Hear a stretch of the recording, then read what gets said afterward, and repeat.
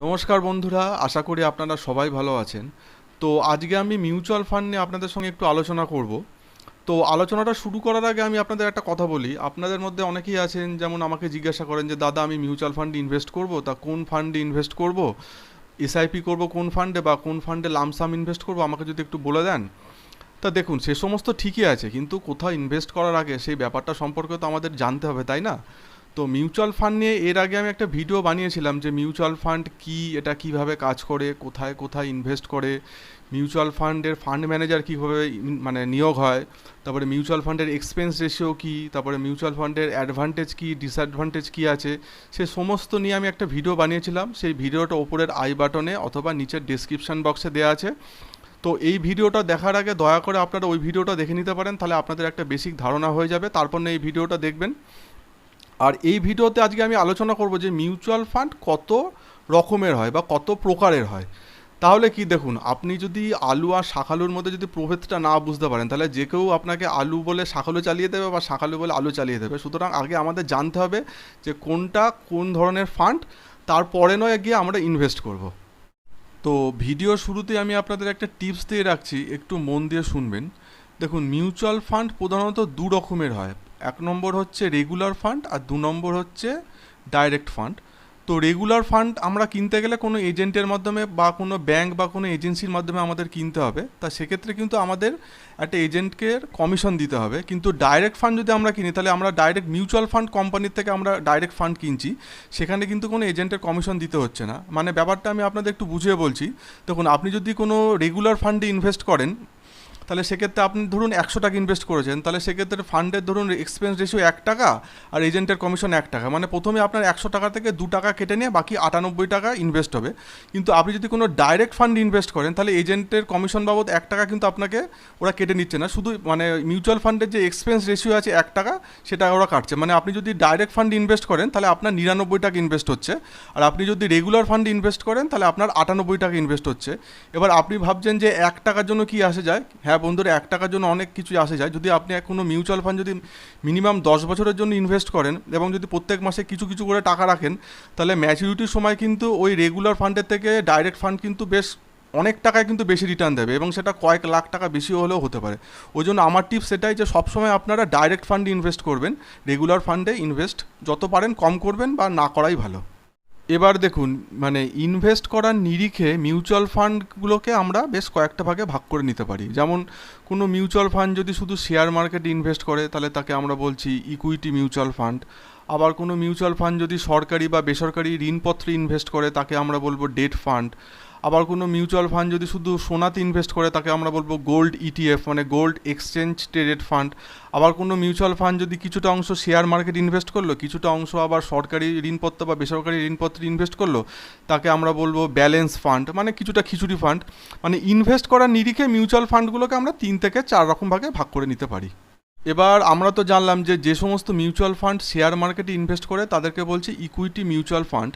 তো এই equity mutual ফান্ডেরও বেশ কয়েক রকম ভাগ আছে, যেমন large cap fund, mid cap fund, small cap fund. তো এবার আমরা জানবো যে লার্জ ক্যাপ মিউচুয়াল ফান্ড কাকে বলে। মানে যে সমস্ত mutual fund company large cap share বা লার্জ ক্যাপ স্টকে ইনভেস্ট করে, সেই সমস্ত মিউচুয়াল ফান্ডকে বলছে লার্জ ক্যাপ মিউচুয়াল ফান্ড।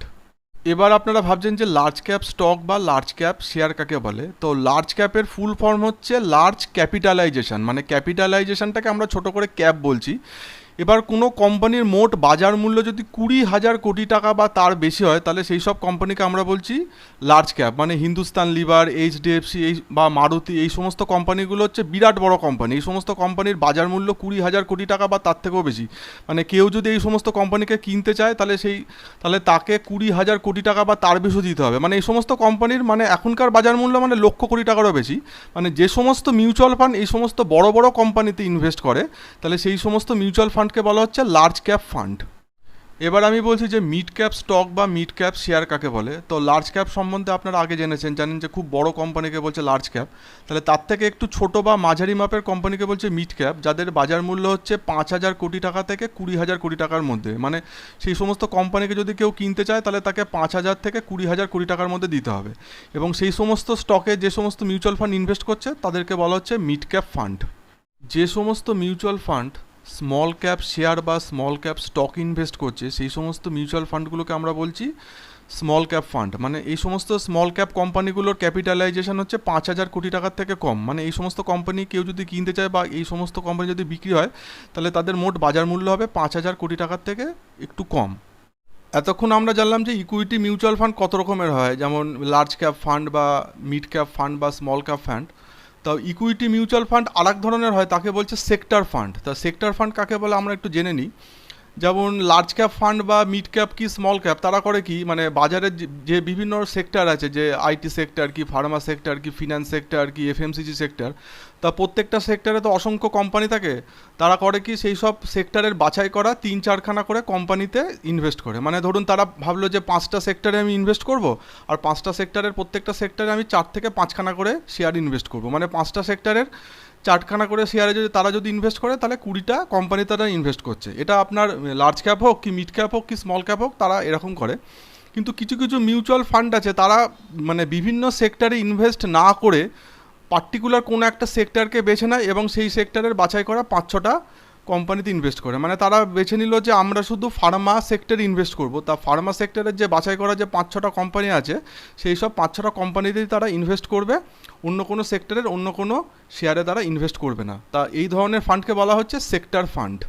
আবার কিছু কিছু ফান্ড আছে, তারা বিভিন্ন সেক্টরের বিভিন্ন শেয়ারে ইনভেস্ট না করে ডাইরেক্ট অন্য কোনো মিউচুয়াল ফান্ডে ইনভেস্ট করছে, তাদেরকে বলছে ফান্ড অফ ফান্ড। মানে ব্যাপারটা একটু আপনাদেরকে বুঝিয়ে দিচ্ছি। ধরুন অ্যাক্সিসের কোনো একটা মিউচুয়াল ফান্ড আছে, এসবিআইয়ের কোনো একটা মিউচুয়াল ফান্ড আছে, আইসিআইসিআইয়ের একটা কোনো মিউচুয়াল ফান্ড আছে। এবার ধরুন এইচডিএফসি একটা মিউচুয়াল ফান্ড নিয়ে আসলো, তারা কোনো সেক্টরের কোনো কোম্পানিতে ইনভেস্ট না করে তারা করলো কি, তাদের ফান্ডের একটা অংশ অ্যাক্সিসের ফান্ডে ইনভেস্ট করলো, একটা অংশ এসবিআইয়ের ফান্ডে ইনভেস্ট করলো, একটা অংশ আইসিআইসিআইয়ের ফান্ডে ইনভেস্ট করলো। তা এই ধরনের ফান্ডগুলোকে বলা হচ্ছে ফান্ড অফ ফান্ডস। আবার কিছু কিছু আপনার ইকুইটি মিউচুয়াল ফান্ড আছে, যে সে সমস্ত ফান্ডে আপনি যদি ইনভেস্ট করেন, তাহলে আপনি ট্যাক্সের ছাড় বা ট্যাক্সের সুবিধা পাবেন। বছরে 45-46 হাজার টাকা মতো আপনি ট্যাক্সের ছাড় পেয়ে যাবেন। তো সেই সমস্ত ফান্ডগুলোকে বলা হচ্ছে ইএলএসএস, মানে ইকুইটি লিঙ্কড সেভিংস স্কিম।